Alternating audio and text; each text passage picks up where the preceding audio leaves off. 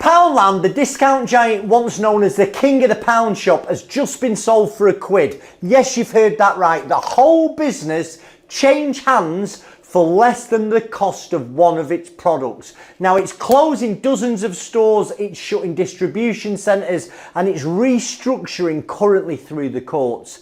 Now if a company with billions in sales can be sold for £1, what does that say about the state of the UK retail? And what lessons should every single director take from Poundland's collapse into restructuring? Now, I know a lot of directors are thinking right now, listen, if Poundland can't survive, what chance do I have? But listen, it's not about scaring you. It's about showing you that there are warning signs, showing you the mistakes and the legal options so you can avoid being the next casualty. Because behind every headline is lessons for every single UK business owner. Now in this video, I'm going to break down why Poundland was actually sold for £1. I'm going to talk to you what a restructuring plan actually involves. I'm going to tell you what happens if the plan doesn't work. And I'm going to give you 3 big lessons directors must take away from this situation. By the end of it, you're going to understand exactly what Poundland's insolvency says about business survival in 2025 and how it can actually help protect yourself. So, what actually happened at Poundland? Well, the business's decline, it didn't happen overnight. Sales have been falling for some time, margins were shrinking, and they had competition from your likes of Aldi, Lidl and B&M. All of this was eating into the market. Now in 2024, like-for-like sales dropped by 6.5% and profits slumped. Now if you add into the equation rising energy bills, higher staff costs and supply chain issues hit them really hard. Now at the start of the year, early 2025, the parent company Pepco Group, they'd had enough. They sold Poundland to US turnaround specialist Gordon Brothers for £1. Now why would anyone sell a retailer with nearly 800 stores for £1? It's because Gordon Brothers agreed to inject up to £80 million in cash to try and turn the business round. So it wasn't about the sale price, it was about finding someone willing to take the risk of restructuring a failing business chain. Now, Poundland wasn't bankrupt yet, but it was heading that way fast. And if it didn't get the outside funding and took a drastic turn and got some restructuring, cash was going to dry up. And then the administrators would have been called in. That £1 deal was about this business surviving. Now, the plan was pretty brutal. I'm going to talk to you about what a restructuring plan is. 68 stores are shutting by October. Another 82 are under review for potential closure. Distribution centres in Darton and Bilston are closing down. Online sales and loyalty schemes are being scrapped. Now, let's talk about the numbers. From nearly 800 stores, Poundland is going to shrink to about 650 to 700. That is a huge downsizing, and it shows one thing clearly. That old model just doesn't work anymore. Now let's dive into what the actual process is, the court process. To push this through, Poundland is using a court-backed tool called the English Plan.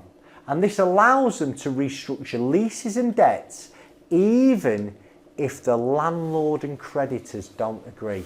So it's very similar to River Island's Part 26A restructuring plan. And in practice, landlords are being told either accept the rent cuts or rent-free periods or risk empty stores. It is mega controversial, especially if you're a landlord or a creditor, but the court can impose it if the alternative, and the alternative here is administration, if it be worse. Now what that actually means in practice, listen, shopping centre landlords are furious. They are mad as wasps. But the court's stance is pretty simple. Reduced rent is better than no rent. And this flips the power dynamic 180. Like big retailers now have the legal tools to force rent reductions if they're on the brink of insolvency. Now for employees, the impact can be devastating. because the store closures mean redundancies, and the distribution centre closures add even more job losses. And staff in the remaining stores are quite rightly uncertain about how this restructuring plan is going to play out. Now, suppliers and creditors, listen, they're definitely going to take a hit. Payment terms are going to be stretched, debts could be written down, and some contracts could be ripped up.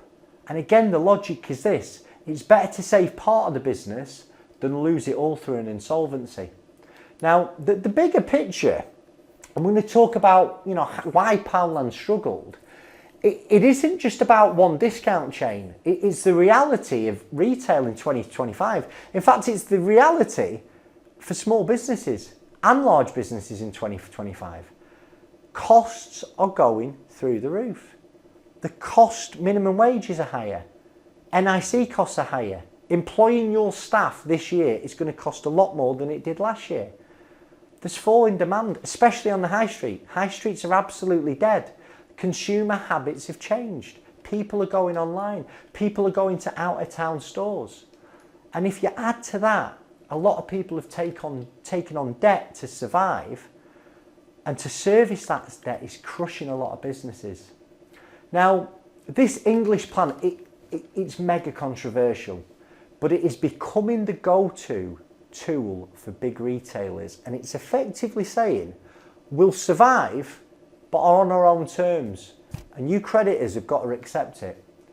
Now, for directors, it shows that there are legal lifelines, but you need to act before collapse. Now, the warning signs are, listen, if Poundland, household name in most towns in the UK, billions in turnover, can be sold for a quid, it's a clear warning. No business is too big to fail, and no brand is safe if the cash flow runs dry. So the lessons for any UK director here, and what they can take from Poundland's collapse into restructuring. Well, first is, number one, don't wait for collapse. Pepco didn't wait for Poundland to fall over. They cut the losses and they sold. Directors need to act fast on the first stages of distress. So, what does that mean? If your business can't pay its debts when they fall due, your liabilities are more than your assets, you're robbing Peter to pay Paul, there's too much month at the end of the money, that bloody coffee machine's going off again, that's a sign you're insolvent. So what you need to do is you need to take advice, because the minute you become insolvent, your responsibilities change, and it's important that you seek advice from an insolvency practitioner or an insolvency advisor, okay? You've got to put the interests of your creditors above the interests of yous. Now, lesson 2 is overheads kill businesses. Poundland's store estate was so big and so expensive. Now, if your leases, your logistics, or your contracts are actually choking you, you've got to try and renegotiate them before they're too late. And if you're about to sign a new lease, do some projections on what that lease would do to you if your sales drop 10, 20 or 30%. This is the time to be renegotiating, because landlords don't want empty buildings. Obviously, lesson 3 is knowing what your legal options are. Poundland used the English plan. River Island used Part 26A. For smaller firms, they're probably not going to work for you. But CVAs, administrations, pre-packs, liquidations, they might apply. The key is the earlier you get advice, the more tools that you've got. The longer you take to make a decision, and if you bury your head in the sand, some of these options, or all of them, can disappear. So, what happened to Poundland? It was sold for a quid. Gordon Brothers promised 80 million quid injection to save it. 68 stores are closing. Up to 82 more could go, and the whole business is restructuring through the UK courts. It's survival, but it's at a heavy cost. If you're a UK director under pressure, don't wait until your business is sold for a quid or is forced through an insolvency. Contact Director First today. We'll guide you through what options you might have. We'll help protect you as best that we can, and we can help you take back control. The earlier you speak to us, the more options you've got available. Subscribe now for more plain English insolvency breakdowns.